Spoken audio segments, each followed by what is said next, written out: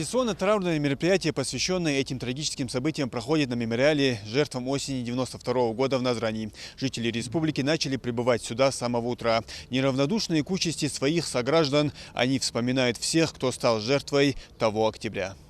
По официальным данным, той осенью погибли 397 человек, без вести пропавших около 200, то есть за короткий период ингуши потеряли почти 600 человек. Приветственный адрес от имени главы республики зачитал министр по внешним связям, национальной политики, печати и информации Ингушетии Руслан Мизиев. Сожалею, что не могу вместе с вами присутствовать на этом важном для всех нас мероприятии.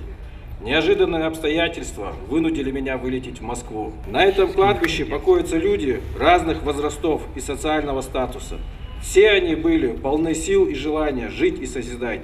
Однако из жизни оборвались по вине отдельных политиков и амбиций националистически настроенных элементов. Есть у этих событий еще одна, не менее тяжкая сторона. Это без вести пропавшие, о судьбах которых до сих пор ничего не известно. И это остается незаживающей раной их родных и близких. Мы все сегодня соболезнуем и скорбим по всем пострадавшим в событиях 92 года. Это наша общая, непроходящая боль. Какой бы ни была тяжелая утрата и испытания, постигшие наш народ, жизнь продолжается.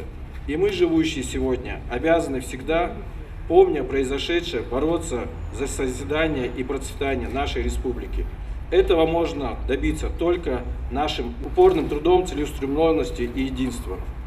Далгеш дол дал хетамбол. Навсегда тяжелый след 92 год оставил в семье Буружевых из Октябрьского. Тогда она лишилась 7 человек. События 92 года перевернули нашу жизнь. Буружев Осман Амиевич, мой отец. Буружев Дауд Османович, мой брат. Буружев Ибрагим Османович, мой брат. Буружев Хизир Османович, мой брат. Буружев Магомед Амиевич, мой дядя. Буружева Мадинат Османна Амиевна, моя тетя. И Буружев Абдул-Азид Магомедович, мой двоюродный брат. Вот эти 7 человек, люди, которые никакого отношения к войне, к армии не имели. Вот это физическое отсутствие наших людей не дает нам покоя, гложет нас. Вот эти 31 год уже вчера случился с начала момента. Не можем мы узнать о судьбе своих близких и реализовать свое конституционное право. О причинно-следственных связях рассказал советник главы Ингушетии Исаак Остоев, который сам лично был свидетелем тех событий. Тяжелейшие испытания для нашего народа Хандыдыр. Я один из тех, кто видел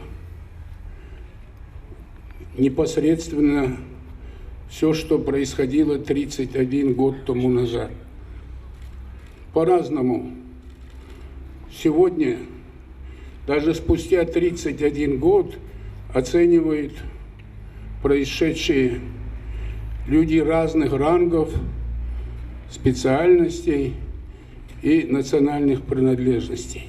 История все расставит на свои места.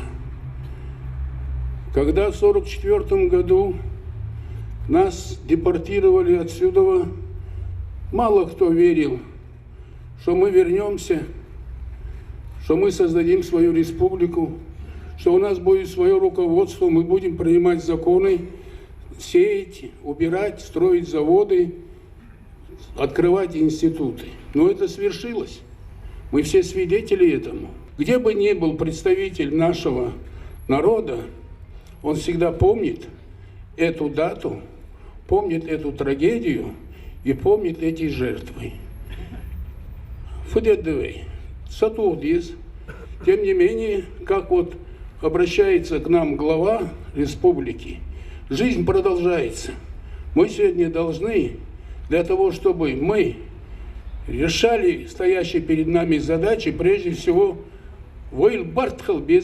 Нужно отметить, что траурное мероприятие проходит впервые после реконструкции комплекса, которая завершилась на днях. Ее провели благодаря договоренности главы Ингушетии и основателя благотворительного фонда «Сафмар» Микаила Гуцариева.